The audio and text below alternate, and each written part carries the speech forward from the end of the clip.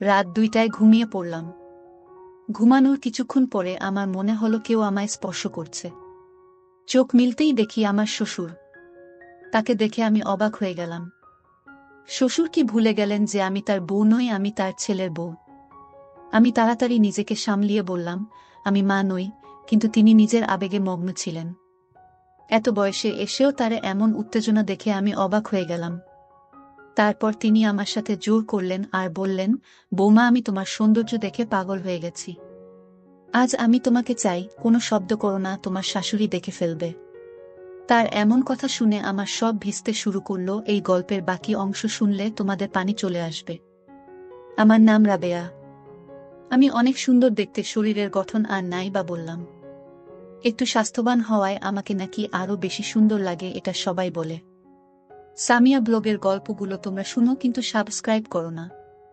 দয়া করে গল্পগুলো ভালো লাগলে ভিডিওটি লাইক, শেয়ার এবং চ্যানেলটি সাবস্ক্রাইব করো। আমার স্বামী বাইরে কাজ করত এবং বাড়ি ফিরে বিশ্রাম নিত। গত কয়েকদিন ধরে বাড়ির কাজের চাপে আমি খুব ক্লান্ত ছিলাম। আমি নববিবাহিত আর আমার স্বামী কিছুদিন হয় চাকরি পেয়েছেন। তিনি আমাকে তার সাথে বাইরে থাকার জন্য নিয়ে যেতে চেয়েছিলেন, কিন্তু বিয়ের খরচের কারণে আমি তাকে বলেছিলাম স্থায়ী হওয়ার পরে যেন আমাকেও নিয়ে যায়। আমার স্বামী কাজে চলে যাওয়ায় আমাদের পরিবারও তাকে ছেড়ে চলে যেতে হয়েছিল। শ্বশুরবাড়ির সবাই অন্য শহরে থাকতেন। এই বাড়িটি আমার স্বামীর নামে ছিল, আর আমাদের বিয়ের পর আমরা এটি কিনেছিলাম। বিয়ের 1 সপ্তাহ পরে শ্বশুর শাশুড়ি আমাদের বাড়ি ছেড়ে চলে যান। আজ আমার স্বামী বাইরে আর আমি একা। তিনি তার বাবা মাকে আমাদের বাড়িতে রেখেছিলেন, যাতে তারা আমার সাথে থাকতে পারে। ক্লান্ত হয়ে বাজার থেকে ফিরে আমি রুমে বিশ্রাম নিতে গিয়ে শুয়ে পড়লাম। হঠাৎ মনে হলো কেউ আমার পাশে শুয়ে আছে। আমি আতঙ্কে চোখ খুলতেই দেখি শ্বশুর আমার পাশে শুয়ে আছেন। তাকে দেখে আমি অবাক হয়ে গেলাম। তার উপস্থিতি আমার কাছে খুব অদ্ভুত মনে হলো, কিন্তু তিনি স্বাভাবিকভাবেই বললেন, শেলি, তুমি খুব ক্লান্ত, আরামে ঘুমাও। আমি তাড়াতাড়ি বললাম, বাবা, আমি শেলি নই, আমি রাবেয়া, আপনার ছেলে সুজনের বউ। তাড়াতাড়ি দরজার কাছে গিয়ে আওয়াজ করতে লাগলাম। শ্বশুর বাড়িতে শ্বশুর এভাবে আসাটা খুব অদ্ভুত লাগছিল। হঠাৎ আমার শাশুড়ির ঘরে ঢুকে জানতে চাইলেন, তোমার শ্বশুর এখানে কি করছেন? তারপর বিব্রত হয়ে বললেন, তোমার শ্বশুর স্মৃতিভ্রষ্টে ভুগছেন, তাই হয়তো ভুল করে এখানে এসেছেন। আমি তখনই স্বস্তি পেলাম। শ্বশুরের ভুল বোঝার কারণে এ ঘটনা ঘটেছে, যা আমার কাছে ভয়ানক ছিল, কিন্তু আমার শ্বশুর স্মৃতিভ্রষ্টতার কারণে ভুল করে আমার রুমে এসেছিলেন। আমি দরজা বন্ধ করিনি, কারণ আমরা দুজনেই বাড়িতে একা থাকতাম। আমি আবার শুয়ে পড়লাম, কিন্তু ঘুমাতে পারছিলাম না। আমার স্বামী এখন বাইরে থাকে, তাই আমাকে শ্বশুর শাশুড়ির সাথে থাকতে হয়। প্রায় 2-3 মাস ধরে আমি একাই ছিলাম। সদ্য বিবাহিত হওয়ায় স্বামীর ইচ্ছা মেনে নেওয়া ছাড়া আর কোনো উপায় ছিল না। আমার স্বামীর পরিবার আমাদের বাড়িতে এলো। আমার শ্বশুর স্মৃতিভ্রষ্ট ছিলেন, যা আমাকে চিন্তিত করেছিল। এতদিন আমি জানতাম না, কিন্তু এখন আমি বুঝতে পারলাম তার সাথে থাকা কঠিন হবে। বিয়ের পর পুরো 1 সপ্তাহ শ্বশুর শাশুড়ি আমাদের বাড়িতে ছিলেন। সেই সময় শ্বশুরের অসুস্থতার কোনো লক্ষণ দেখিনি, কিন্তু স্বামী চলে যাওয়ার পর তার স্মৃতিভ্রষ্টতা প্রকাশ পেল। এই অবস্থায় তার যত্ন নেওয়া কঠিন হবে। সারা রাত এভাবে ভাবতে ভাবতে সকালে রান্নাঘরে গেলাম নাস্তা করতে। তখনই শ্বশুর এসে হাত জোর করে দাঁড়ালেন। আমি চিন্তিত হয়ে বললাম, কি ব্যাপার বাবা, এভাবে হাত জোর করে দাঁড়িয়ে আছেন কেন? শ্বশুর বললেন, রাতে আমি ভুলে গিয়েছিলাম কোনটা আমার রুম আর কোনটা আমার বউয়ের। আমি খুবই লজ্জিত। আমি যদি জানতাম তাহলে এমনটা হতো না। ভবিষ্যতে যদি এমন ভুল করি তাহলে ক্ষমা করো। আমি বললাম, বাবা, আপনি আমার বড়। যা হয়েছে ভুলে যান। এরপর তাকে বাইরে পাঠিয়ে চা নিয়ে আসলাম। আমারও খারাপ লাগছিল, কিন্তু শ্বশুরকে বিব্রত দেখে বুঝলাম আমার ভুল ছিল। আমরা সবাই মিলে নাস্তা করলাম, তবে আমি আমার স্বামীকে খুব মিস করছিলাম। তিনি প্রতি কয়েক ঘন্টা পর পর ফোন করতেন। শাশুড়ি আমাকে খুব ভালোবাসতেন। আমাদের দিনগুলো ভালোই যাচ্ছিল। শ্বশুর শাশুড়ি আচরণে আমি অনেক হাসতাম, এটা একটা মজার ঘটনা ছিল। যখন আমার স্বামী ফোন করলেন, আমি বললাম, শ্বশুর শাশুড়ির সাথে থাকায় আমি একাকিত্ব অনুভব করছি না। তিনি বললেন, এজন্য তাদের এখানে রেখে গেছেন। একদিন বিকেল 4টায়, গরমের দিনে আবহাওয়া ভালো ছিল। আমি কিছুটা বাতাস নিতে বারান্দায় গেলাম। দোলনায় বসে মোবাইল ব্যবহার করেছিলাম।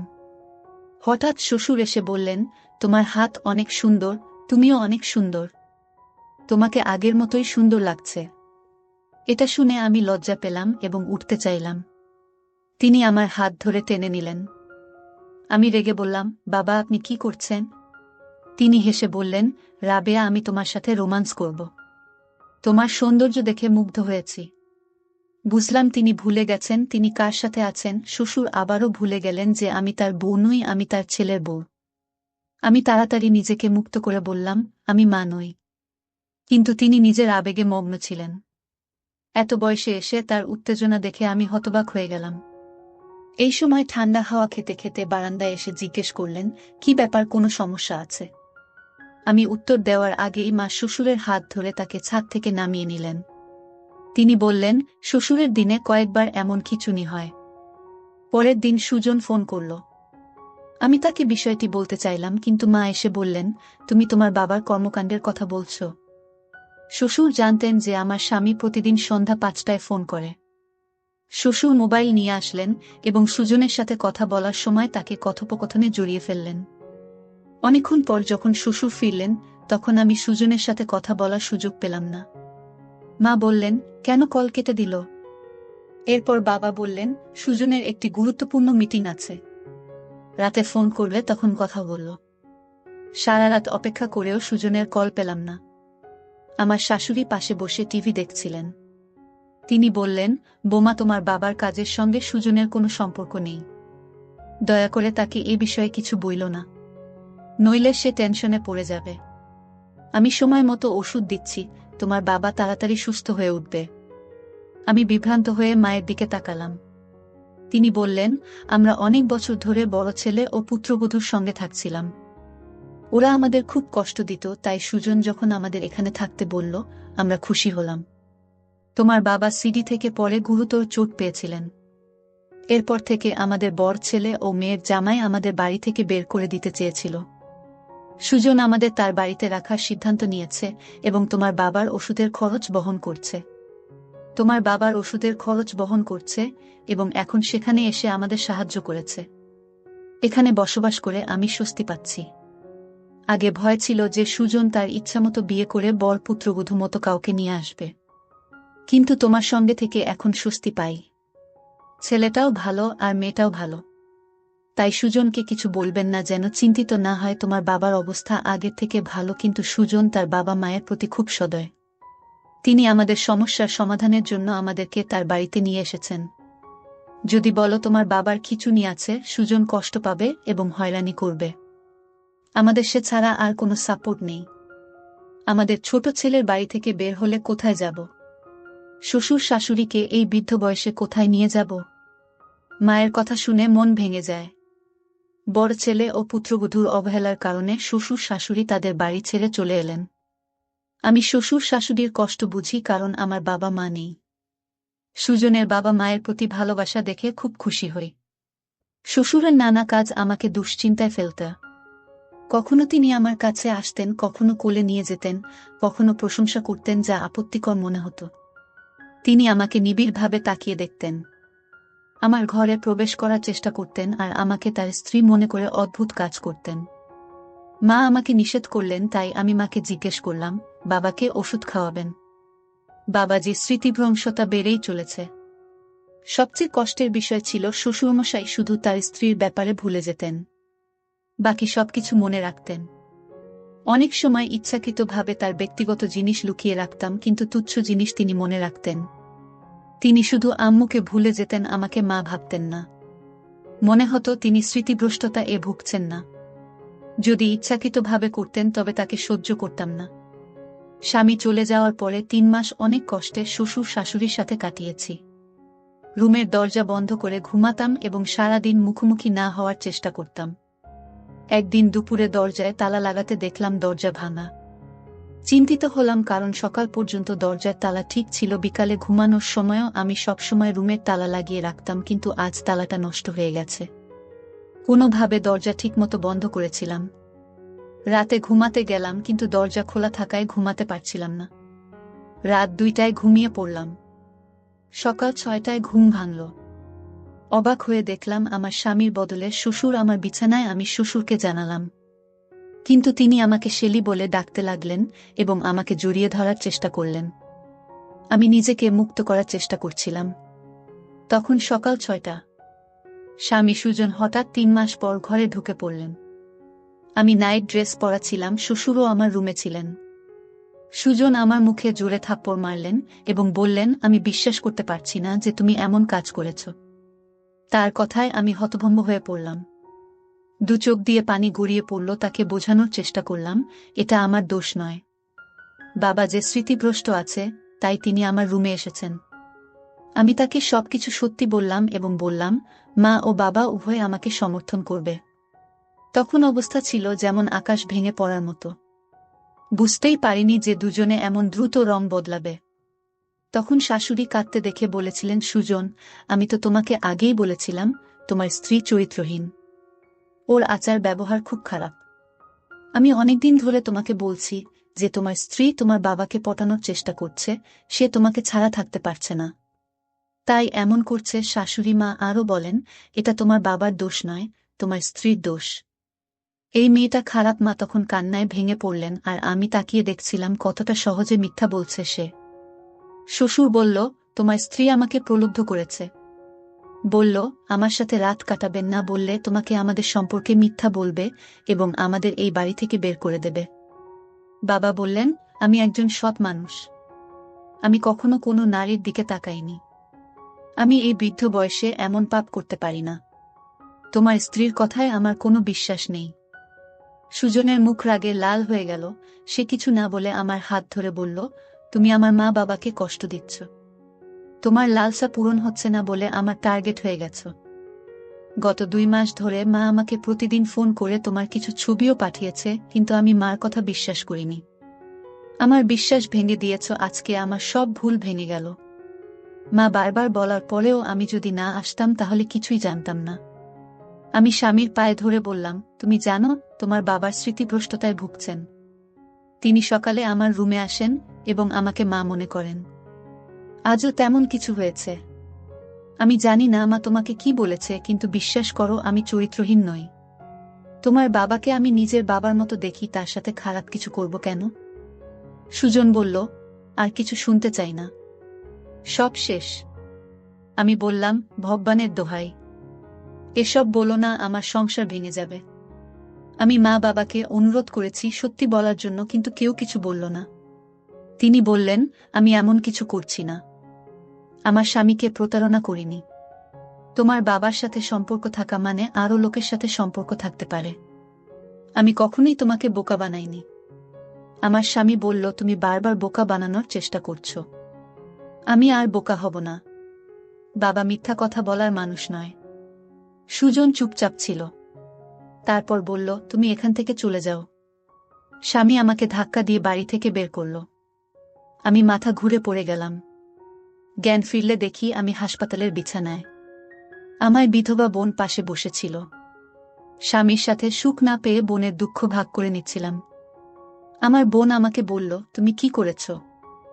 আমি বললাম, কিছু না। বোন বলল, আমি সব জানি। শ্বশুর শাশুড়ি তোমার বিরুদ্ধে ষড়যন্ত্র করছে। তুমি কান্না থামাও, তারপর সব খুলে বলো। আমি সব খুলে বললাম আমার বোনকে। সব শুনে সে বলল, তুমি এতটা বোকা কেন হলে? এতদিন চুপ করে সহ্য করলে কেন? তোমার স্বামীকে বললে না কেন? তোমার শ্বশুর বাড়ির লোকেরা কেন এমনটা করছে? আমি জানতাম না কি করতে হবে। সুজন আমাকে বাড়ি থেকে বের করে দিয়েছে। দিদি বলল, এমন লোকের সাথে থাকার কোনো মানে নেই যে তোমাকে বিশ্বাস করে না। তোমার শাশুড়ি ও খারাপ ব্যবহার করেছে। প্রায় 1 সপ্তাহ পর সুজন ডিভোর্স পেপার পাঠালো। আমি জানতে চাইলাম আমার শ্বশুর শাশুড়ি কেন এমন করছে। আমি আমার ছোটবেলার বন্ধুকে বললাম, সত্যিটা জানার জন্য শ্বশুরবাড়িতে কাজের মেয়ে হিসেবে ঢুকে সব দেখে আসো। সে রাজি হলো। পরের দিন সে কাজের মেয়ে হিসেবে শ্বশুরবাড়িতে ঢুকল। আমার শাশুড়ি তখন একা ছিল এবং তাকে সাহায্য করার জন্য কাউকে খুঁজছিল। বন্ধু বলল, সেসব কাজ করবে। কাজের মেয়েটি আমার শ্বশুরবাড়িতে ঢুকে সবার আস্থা অর্জন করে এবং ঘরের সব খবর রাখতে শুরু করল। সে জানতে পারল যে আমার স্বামী এখন আর বাইরে কাজ করেন না, বরং একই শহরে আছেন। 20 দিন কেটে গেল, আর আমার বন্ধু সব শোনার পর শ্বশুরবাড়ির সব কথাবার্তা আমাকে জানালো। আমি বুঝতে পারলাম আমার সঙ্গে খারাপ আচরণের কারণ হলো আমার স্বামীর বড় ভাইয়ের বউয়ের কঠোর স্বভাব। শাশুড়ি বললেন বড় ছেলের স্ত্রী খুব খারাপ এবং লোভী ছিল, আর আমার শ্বশুর শাশুড়ির উপর অনেক অত্যাচার করেছে। শ্বশুর মশাই অনেক কিছু জানলেও তার ছেলে কিছু বলেনি। আমার স্বামী ছিল আলাদা। তিনি শহরে থাকতেন এবং নিজের উপার্জিত অর্থে আলাদা বাড়ি কিনেছিলেন। পরে বিদেশে কাজ করতে গিয়েছিলেন। শ্বশুর মশাই যখন বুঝলেন যে ছোট ছেলে অনেক উন্নতি করেছে, তখন শ্বশুরবাড়ির লোকজনকে বললেন, কোনোভাবে আমার ছোট ছেলের বাড়িতে ঢুকে তার বউকে বের করে দাও, আর তারপর আমাদের সেখানে নিয়ে যাও। এভাবেই তারা আমার বিরুদ্ধে ষড়যন্ত্র শুরু করল। তারা আমাকে দোষারোপ করে সমাজে অপদস্থ করার পরিকল্পনা করল। তাদের লক্ষ্য ছিল আমার স্বামীকে প্রভাবিত করে বাড়িটি তাদের নামে করিয়ে নেওয়া। বড় ভাইয়ের বউ এবং ভগ্নিপতি খুব লোভী হয়ে পড়েছিল এবং তারা এই বাড়ি নিজেদের নিয়ন্ত্রণে নিতে চেয়েছিল। তবে তারা জানত না সম্পত্তি হস্তান্তর এত সহজ নয়। আমার বিশ্বাস ছিল একদিন না একদিন তাদের সত্য প্রকাশ পাবে। শ্বশুর শাশুড়ি যা করেছিলেন তা বড় ছেলের বউয়ের নির্দেশে করেছিলেন। শ্বশুর শাশুড়ি ভয়ে ছিলেন, আর বর বউ তার স্বামীকে এই পথে টেনে নিয়ে এসেছিলেন। এরপর শ্বশুর শাশুড়ি আমার বিরুদ্ধে নানা ষড়যন্ত্র শুরু করেন। তাদের উদ্দেশ্য ছিল আমাকে শারীরিক ও মানসিকভাবে দুর্বল করে ব্ল্যাকমেল করা, যাতে বাড়ির কাগজপত্র তারা হাতিয়ে নিতে পারে। শ্বশুর মশাই প্রমাণ সংগ্রহ করছিলেন আমাকে ফাঁদে ফেলার জন্য। তারা চেয়েছিলেন আমার স্বামী আমাকে বিশ্বাস না করে বাড়ি থেকে বের করে দিক, যাতে ছোট ছেলের বাড়ি রক্ষা করতে পারেন। শাশুড়ি আমার ভিডিও আমার স্বামীর কাছে পাঠিয়েছিলেন। আমাকে অপদস্থ করতে শেষে তারা আমার ভিডিও ব্যবহার করে আমাকে ব্ল্যাকমেল করার চেষ্টা করল। কিন্তু আমার স্বামী সত্য জানতে পেরে তাদের ফাঁদে পা দেননি। সব বলে ছেলের বাড়ি বাঁচিয়েছে, কিন্তু এখন আমার স্বামীর প্রতি বিশ্বাস উঠে গেছে। আমি আর ফিরে যেতে চাই না। সত্যি কখনো লুকিয়ে থাকে না। আমি জানি একদিন না একদিন আমার স্বামী এসে ক্ষমা চাইবে। আমার শ্বশুর শাশুড়ি সব শুনে কেঁদে বললেন, আমরা বড় ছেলের সাথে ছোট ছেলের সঙ্গে অনেক অন্যায় করেছি। কিছুদিন পর আমার শ্বশুর তার ছেলেকে পুরো সত্যি বললেন, কিভাবে বড় ভাই এবং তার বউ তাকে হয়রান করত। 1 মাস পর আমার স্বামী এসে ক্ষমা চাইল, যদিও আমাদের ডিভোর্স হয়ে গিয়েছিল। সে বলল, তোমার বোন যা বলেছিল তা সত্যি, তুমি আমাদের বাড়িতে ফেরত এসো। সম্পর্ক শেষ হয়ে গেছে, কারণ বাবা মা সবকিছু বলেছে। পুলিশও বড় ভাইকে গ্রেফতার করেছে। শ্বশুর শাশুড়ি ও পুলিশের কাছে পুরো সত্য বলেছে। আমার স্বামী বলল, প্লিজ রাবেয়া, আমার সঙ্গে এসো, তোমার নামে আমার বাড়িটা লিখে দেব। শ্বশুর শাশুড়িও এসে ক্ষমা চাইলেন, কিন্তু আমি তাদের ক্ষমা করতে রাজি ছিলাম না। আমার বোন বলল, এখন ওরা বুঝে গেছে, আর ভুল করবে না। তোমার স্বামী তোমার নামে বাড়ি লিখে দিচ্ছে, এর চেয়ে বড় প্রমাণ আর কিছু হতে পারে না। চলো চুপচাপ ফিরে যাও। আমি বোনের কথায় রাজি হলাম। তার বড় ভাই আর তার বউ গ্রেফতার হলো এবং স্বামী বাড়ি ছেড়ে চলে গেল। শ্বশুর শাশুড়ি এখন একাই থাকে। আমার স্বামী এখন একই শহরে কাজ করছেন। আমাকে একা রেখে কোথাও যান না। সব ঠিক হয়ে গেছে। আমার বন্ধু শ্বশুর বাড়িতে কাজ করে। শ্বশুর শাশুড়ির সব সত্য বলেছে। আমার জীবন এখন ভালো চলছে এবং আমি খুব খুশি। স্বামীর ইচ্ছায় বাড়িটা আমার নামে হয়েছে। গল্পটা কেমন লাগলো জানাতে ভুলবেন না। আরও এমন মজার মজার গল্প শুনতে চাইলে ভিডিওটি লাইক, শেয়ার এবং চ্যানেলটি সাবস্ক্রাইব করতে এবং বেল আইকন টিপতে ভুলবে না।